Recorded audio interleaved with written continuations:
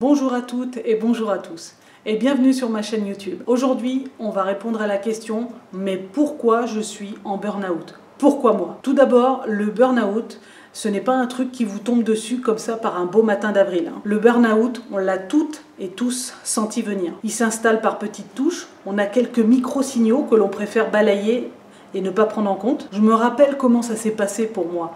Je venais d'ouvrir mon pub, j'avais fait les travaux en même temps que je continuais à travailler dans mon ancien bar. Donc je faisais les travaux de 10h à 16h au pub et après j'allais ouvrir le bar à 17h, de 17h à 1h la semaine et de 2h jusqu'à 2h le week-end.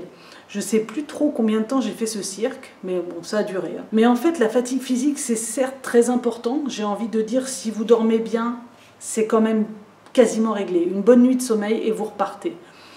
Mais c'est cette foutue fatigue mentale. Mon premier bar était en train clairement de se casser la gueule car j'avais une charge locative beaucoup trop importante. Je me devais de préparer mon départ. En même temps que je travaillais, j'avais cherché un nouveau local avec un loyer plus abordable. En même temps, je voulais changer de concept, ne pas refaire le même. Je voulais quelque chose de plus personnel. Je devais donc réfléchir à l'ambiance que je voulais y mettre, la décoration, les couleurs, le visuel, la carte. Et ensuite, il a fallu faire les travaux. Bon sang, des fois, je ne sais même pas comment j'ai réussi à faire tout ça. Je ne me suis pas rendu compte de toute cette charge mentale. J'avais presque 100 idées par jour.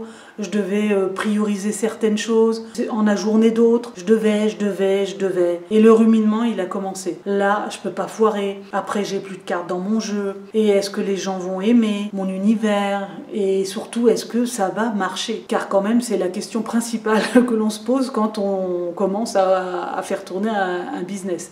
Et croyez-moi, des ronds, il en faut. Mais pour faire tourner un petit business comme j'avais, eh ben, il en faut aussi. Bon, alors j'ai ouvert à la date d'inauguration comme prévu. La soirée d'inauguration avait été un succès. J'étais soulagée. J'étais sur les rails maintenant. Il n'y avait plus qu'à tenir les horaires, faire des soirées à thème et puis c'était bon.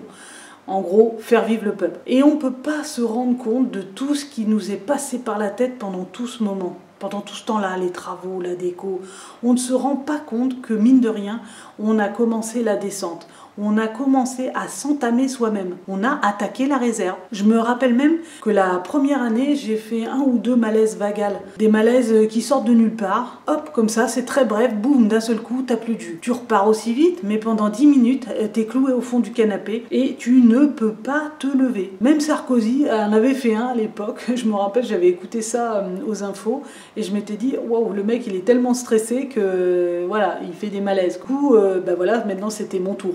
À l'époque, je n'avais prêté aucune attention à ces malaises. J'ai continué tête baissée, pas le temps, faut que ça avance. Et 3-4 ans plus tard, d'autres malaises ont commencé à venir, mais avec beaucoup plus de virulence et beaucoup plus de régularité. Là, j'ai quand même compris que je commençais à rentrer dans une mauvaise phase. Et quand vous allez trop loin, à un moment, le corps, il vous force à l'écouter. Parmi mes clients, j'avais plusieurs médecins, j'en avais parlé à l'un d'eux, qui m'avait dit que oui, c'était les symptômes du surmenage. Il m'avait fait un petit topo en me disant que les gens qui faisaient un burn-out étaient des gens costauds, qui vont jusqu'au bout, qui poussent, qui résistent, des gens fortement investis dans leur travail, qui donnent beaucoup. Et moi, clairement, je ne vivais que pour mon pub, que je trouvais le plus beau, j'aimais l'ambiance du pub, j'étais très fière de ce que j'avais fait, et puis j'avais mis tellement de moi dedans. La 3e et la 4e année, j'ai bien marché. Mais ce n'était pas assez, ce n'était jamais assez. Je devais faire plus pour avoir un salaire décent. Mais je sentais bien que je ne pouvais plus faire plus.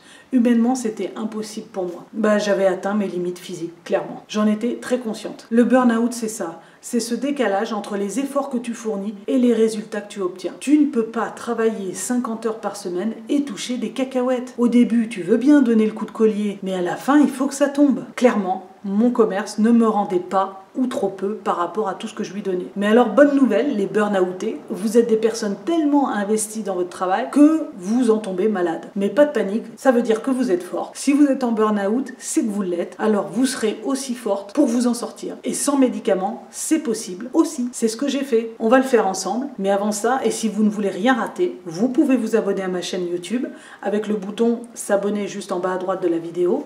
Chaque semaine, je publie de nouvelles vidéos pour vous sortir du surmenage. Donc pensez à vous abonner. Je vous dis à bientôt et merci.